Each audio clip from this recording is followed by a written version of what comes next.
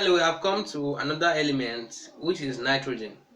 And nitrogen is one of the most, or rather, let's say nitrogen is the most abundant gas in air. It consists of around 78% of the air, which is nitrogen. And then this nitrogen, it also has its chemical properties and physical properties. But first of all, let's talk about the preparation of nitrogen. Nitrogen is prepared by passing air through sodium hydroxide solution, then passing it through the heated copper to absorb the sodium, to absorb the carbon dioxide and the oxygen respectively. So you can also pass it through hydrochloric can pass it through tetroxide 6 acids to absorb the moisture or water if you need the nitrogen to be dry. So this is the setup. Basically, you have a beaker. So you have this. You can absorb this, and then you have there you go.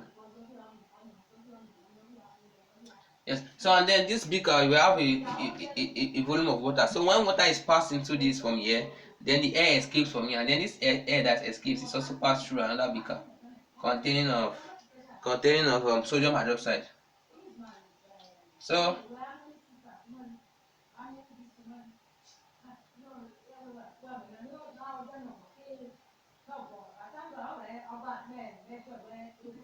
now we have this so we go. Now after this one, after we pass it through after we pass the air through sodium hydroxide, this is sodium hydroxide solution.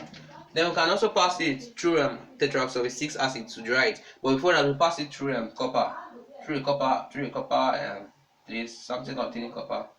And after that, we can also pass the gas. Finally, it's absorbed in the solution of water. So this is copper.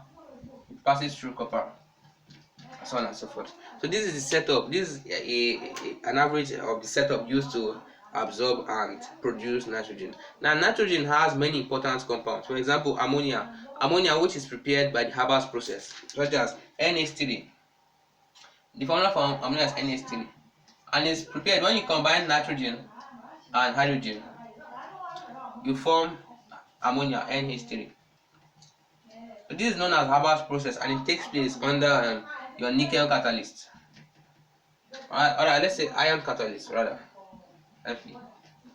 And then this when you balance the equation, you have 1 mole of nitrogen combines with 3 moles of hydrogen to form 2 moles of ammonia. So ammonia is not the only product of only compound formed from nitrogen. We also have other compounds like acid, like nitrate acid, which is also known as HNO3, trioxonitric acid, and so on and so forth, and deoxynitric acid.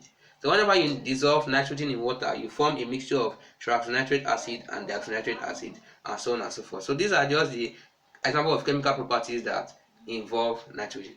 Thank you for watching.